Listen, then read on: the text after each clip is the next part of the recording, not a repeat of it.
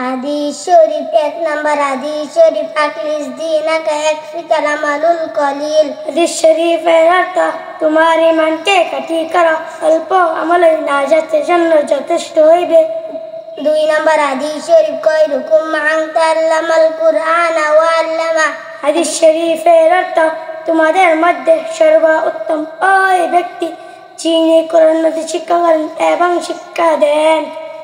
3 নম্বর হাদিস শরীফ তালাবুল ইলমি ফারিদাতুন আলা কুল্লি মুসলিম। হাদিস শরীফের অর্থ দ্বীনের ইলম তালাব করা প্রত্যেক মুসলমানের উপর ফরজ। 4 নম্বর হাদিস শরীফ আত-তুহুরু শাতরুল ঈমান। হাদিস শরীফের অর্থ পবিত্রতা ঈমানের অঙ্গ। 5 নম্বর হাদিস শরীফ মিফতাহুল জান্নাতিস সালাহ। হাদিস শরীফের অর্থ নামাজ বেহেশতের চাবি। 6 নম্বর হাদিস শরীফ আউয়ালু মা ইউহাসাবু বিহিল আবদু ইয়াউমাল কিয়ামাতিস সালাহ। হাদিস শরীফের অর্থ কিয়ামতের দিন সর্বপ্রথম বান্দার নামাজের হিসাব হইবে।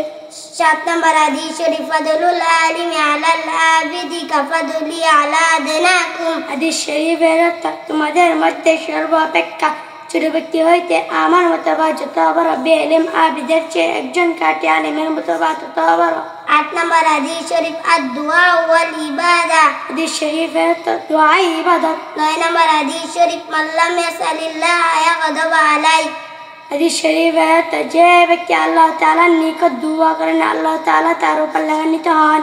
10 নম্বর হাদিস শরীফ লা ইয়ারহামুল্লাহু মান লা ইয়ারহামুন নাস। হাদিস শরীফের অর্থ আল্লাহ তাআলা ওই ব্যক্তির উপর রহম করে না যে মানুষের উপর রহম করে না।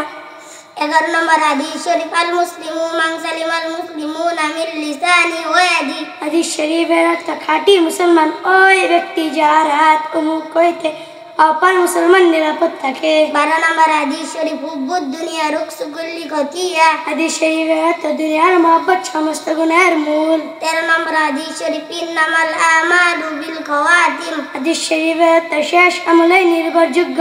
14 নম্বর হাদিস শরীফ তুকফাতুল মুমিনিল মাউত। হাদিস শরীফের অর্থ ঈমানদারদের জন্য মৃত্যু উপহার স্বরূপ। 15 নম্বর হাদিস শরীফ কাফা বিল মারই কাযিবান আইয়ুহাদ্দিসা বিকুল্লি মা সামিয়া। হাদিস শরীফের অর্থ যাহাই শুনে তাহাই বলিতে থাকা কোন ব্যক্তি মিথ্যাবাদী হওয়ার জন্য ইহাই যথেষ্ট। 16 নম্বর হাদিস শরীফ লা ইয়াদখুলুল জান্নাতা জাসাদুন গুজিয়া বিল হারাম। হাদিস শরীফের অর্থ হারাম ভক্ষণকারীর শরীর বেহেশতে প্রবেশ করিবে না।